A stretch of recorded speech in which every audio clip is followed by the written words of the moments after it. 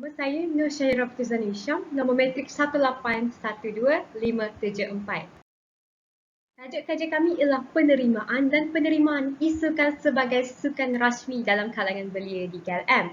Objektif kajian kami terdapat 3 objektif, iaitu yang pertama mengukur jagaan prestasi, pengaruh sosial dan kemudahan fasiliti isukan dalam kalangan belia, mengkaji hubungan di antara pengaruh sosial dengan kemudahan fasiliti isukan dalam kalangan belia, dan akhir sekali memahami jagaan prestasi, pengaruh sosial dan kemudahan fasiliti isukan dan faktor pelibatan belia dalam isukan. Persoalan kajian terdapat 6, iaitu yang pertama, adakah jagaan prestasi isukan sebagai salah satu sukan rasmi dalam kalangan belia di UIM Paguh? Kedua, adakah tahap pengaruh sosial yang mempengaruhi belia untuk berkecimpung dalam bidang isukan? Ketiga, adakah jagaan prestasi isukan sebagai sukan rasmi akan mempengaruhi keadaan fasiliti isukan dalam kalangan belia di UIM Paguh? Keempat, adakah pengaruh sosial yang mempengaruhi belia untuk berkecimpung dalam bidang isukan mempengaruhi keadaan fasiliti isukan dalam kalangan belia di UIM Paguh? Kelima, apakah ramalan terkuat bagi kemudahan isukan dalam kalangan pelajar universiti? Dan akhir sekali, apakah faktor yang mempengaruhi pelibatan belia untuk berkecimpung dalam bidang isukan? Pada teori yang digunakan dalam kajian iaitu Unified Theory of Acceptance and Use of Technology. Hutaut adalah model penerimaan teknologi yang dirumuskan oleh Venkatesh et al. Pada 2003 dalam penerimaan teknologi maklumat pengguna ke arah pandangan bersatu. Hutaut bertujuan untuk menjelaskan niat pengguna untuk menggunakan sistem maklumat dan tingkah laku penggunaan seterusnya. Bagi kerangka kajian kami terdapat 3 pemboleh ubah, iaitu 2 pemboleh ubah bebas, jagaan prestasi dan pengaruh sosial, dan 1 pemboleh ubah bersandar, iaitu keadaan fasiliti isukan dalam kalangan belia di dalam UIM Paguh. Baiklah, saya akan menerangkan latar belakang responden bagi objektif kualitatif. Pertama, kami telah memilih 9 orang responden secara rawak. 5 orang daripada responden merupakan pelajar lelaki dan 4 orang merupakan pelajar perempuan. 4 orang merupakan pelajar Melkom, 3 orang merupakan pelajar Arkom dan selebihnya merupakan pelajar Enkom. Kriteria pemilihan responden ialah pertama, mesti bermain sekurang-kurangnya 1 permainan isukan secara aktif. Kedua, merupakan pelajar UIM Paguh yang masih aktif. Dan akhir sekali, tahu membezakan antara permainan isukan dengan permainan video biasa. Assalamualaikum, saya teruskan dengan latar belakang responden bagi kajian kualitatif yang mana melibatkan 9 orang responden dipilih secara rawak. 5 orang daripada mereka adalah pelajar lelaki dan 4 orang perempuan, yang mana mereka terdiri daripada 4 orang pelajar Melkom, 3 orang pelajar Arkom dan 2 daripada mereka adalah daripada jurusan Enkom. Kami juga memilih responden berdasarkan beberapa kriteria, iaitu yang pertama, mereka mesti bermain sekurang-kurangnya 1 permainan isukan secara aktif dan merupakan pelajar UIAM Paguh yang masih aktif, dan yang terakhir, tahu perbezaan antara permainan isukan dengan permainan video biasa. Untuk dapatan kajian kualitatif, soalan pertama yang diajukan kepada mereka ialah apakah permainan isukan yang mereka main, dan majoriti daripada mereka menjawab mereka bermain permainan Mobile Legends, Bang Bang, dan selebihnya ialah Dota, FIFA dan sebagainya. Ciri yang menarik perhatian mereka untuk bermain permainan-permainan begini ialah yang pertama ialah disebabkan gameplay, kedua ialah roleplay, grafik, jalan penceritaan dan yang terakhir ialah animasi. Kami juga melihat bahawa terdapat 6 faktor yang mempengaruhi pelibatan responden dalam isukan, dan juga kami melihat ada signifikan pengaruh sosial dalam penerimaan isukan dalam kalangan belia kerana majoriti meletakkan pengaruh media sosial, rakan sebaya sebagai faktor untuk melibatkan diri dalam isukan. Untuk latar belakang responden kuantitatif pula, seramai 30 orang telah dipilih secara rawak yang melihatkan 18 orang adalah lelaki dan selebihnya ialah 12 orang pelajar perempuan. Kebanyakan mereka adalah daripada jurusan Melkom, TPHM dan Enkom. Majoriti daripada mereka adalah daripada tahun ketiga, 15 pelajar daripada mereka adalah yang tinggal di bandar dan 15 lagi tinggal di luar bandar. Dan 20 orang antara mereka mempunyai pengalaman bermain isukan, manakala selebihnya tiada pengalaman dalam bermain permainan isukan.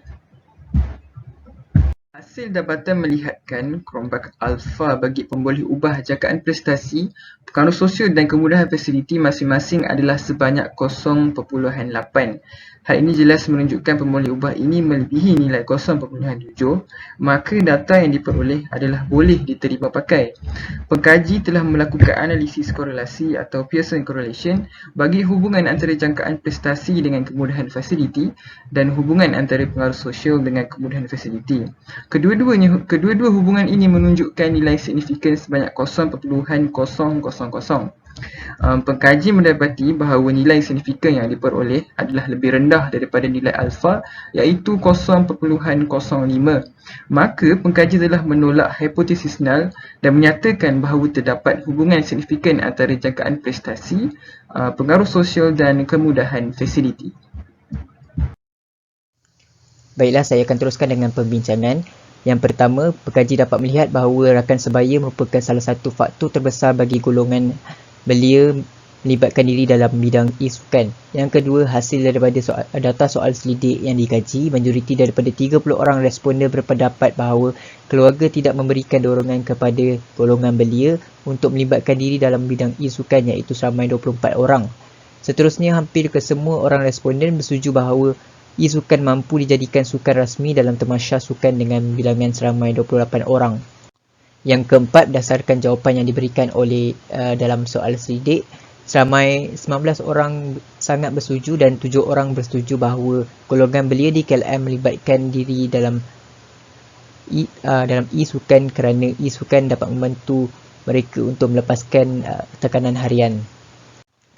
Yang terakhir, kesemua responden bersetuju bahawa kelajuan internet memainkan peranan yang sangat penting untuk memastikan prestasi dalam e-sukan. Hal ini kerana lagging akan dapat menjejaskan prestasi, bukan itu saja, malah akan mengganggu emosi seseorang. Kesimpulannya, kajian yang telah dijalankan oleh pengkaji telah mencapai ketiga-tiga objektif, iaitu objektif pertama mengukur jangkaan prestasi, pengaruh sosial dan kemudahan fasiliti e-sukan dalam kalangan belia. Objektif kedua pula mengkaji hubungan antara pengaruh sosial dan kemudahan fasiliti e-sukan dalam kalangan belia. Objektif terakhir iaitu memahami jangkaan prestasi, pengaruh sosial dan kemudahan fasiliti e-sukan dan faktor penglibatan belia dalam e-sukan.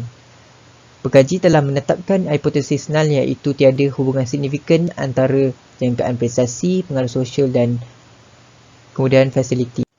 Setelah mendapatkan data daripada responden kajian iaitu dalam kalangan belia KLM menunjukkan Cronbach alpha bagi jangkaan prestasi sebanyak 0.843, Cronbach alpha bagi pengaruh sosial sebanyak 0.862 dan Cronbach alpha bagi kemudahan fasiliti sebanyak 0.888. Dengan nilai Cronbach alpha yang melebihi 0.7 bagi kesemua pemboleh ubah kajian ini, maka data yang diperolehi boleh diguna pakai. Seterusnya, bagi Pearson correlation, hasil data survey menunjukkan bahawa nilai signifikan antara jangkaan prestasi dan kemudahan fasiliti, antara pengaruh sosial dan kemudahan fasiliti, kedua-duanya menunjukkan nilai signifikan 0.0 iaitu nilai kedua-dua ini lebih rendah daripada nilai alfa iaitu 0.5, maka pengkaji menolak hipotesis null. Ini menunjukkan bahawa terdapat hubungan signifikan antara jangkaan prestasi, pengaruh sosial dan kemudahan fasiliti. Bagi implikasi kajian ini kajian ini boleh meningkatkan lagi pasaran barang e-sukan dan juga boleh menjadi benchmark kepada jenama yang terdapat pada hari ini seperti jenama ROG, Alienware, Razer dan sebagainya. Kesan atau implikasi daripada kajian ini juga membolehkan barangan jenama tersebut dipromosikan di Malaysia, memandangkan rakyat Malaysia semakin menerima bidang e-sukan ini. Bagi cadangan kajian pula, pengkaji mencadangkan kepada pengkaji baru yang hendak mengkaji dalam bidang ini untuk spesifikkan kepada satu permainan sahaja. Sebagai contoh, kajian mengenai PUBG. Hal ini kerana setiap permainan ada kelebihannya tersendiri yang boleh menarik minat pemain dan keperluan peranti tambahan untuk bermain game tersebut. Sekian sahaja daripada kami. Terima kasih.